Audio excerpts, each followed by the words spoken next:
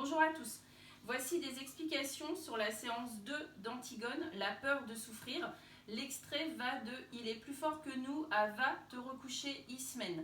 C'est la suite de la discussion entre Antigone et Ismène de la séance 1 où nous voyons que les deux sœurs incarnent des positions divergentes, c'est-à-dire des positions qui s'opposent tout au long de ce dialogue. Ismène essaie de faire plier Antigone, elle essaie de la faire renoncer à son projet d'aller enterrer Polynice, tandis qu'Antigone ne cède pas.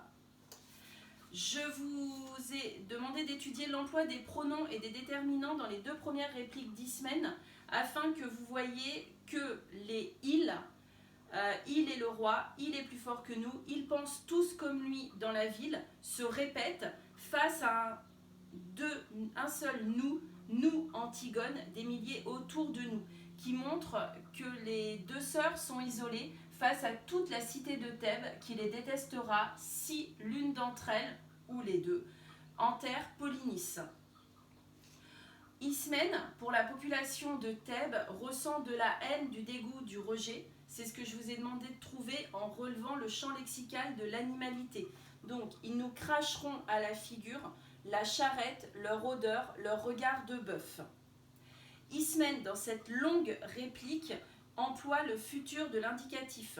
Donc, elle pose la scène comme réelle. Selon elle, c'est ce qui va arriver vraiment si l'une d'entre elles enterre Polynice. Alors qu'en fait, pour l'instant, ce n'est qu'imaginaire. Elle aurait dû normalement employer le conditionnel. Mais non, Ismène est certaine que ça se passera comme ça, donc elle emploie l'indicatif. Selon Ismène, Antigone doit renoncer, car les habitants de Thèbes sont trop nombreux. Ils sont des milliers et des milliers autour de nous. L'ennemi est trop puissant. L'ennemi, je vous rappelle que c'est le roi, c'est leur oncle, certes, c'est Créon, mais c'est leur roi. Et il est trop puissant. Il est plus fort que nous, Antigone, il est le roi. Et elles sont des femmes. C'est bon pour les hommes de croire aux idées et de mourir pour elles. Toi, tu es une fille.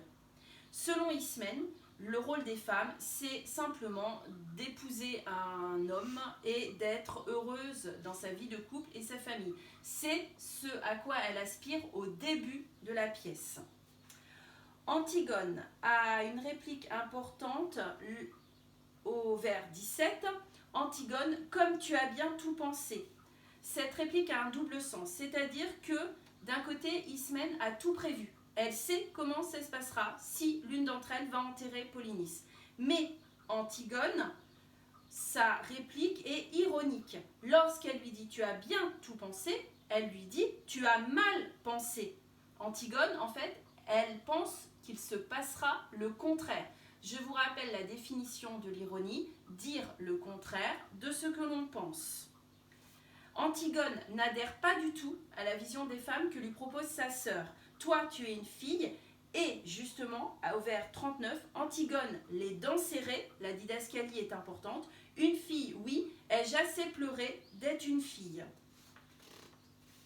Donc ici, ce qu'il faut retenir, c'est que Antigone, encore une fois, même si elle est la plus petite, même si elle est la plus jeune, apparaît la plus déterminée face aux problèmes qui se posent pour elle.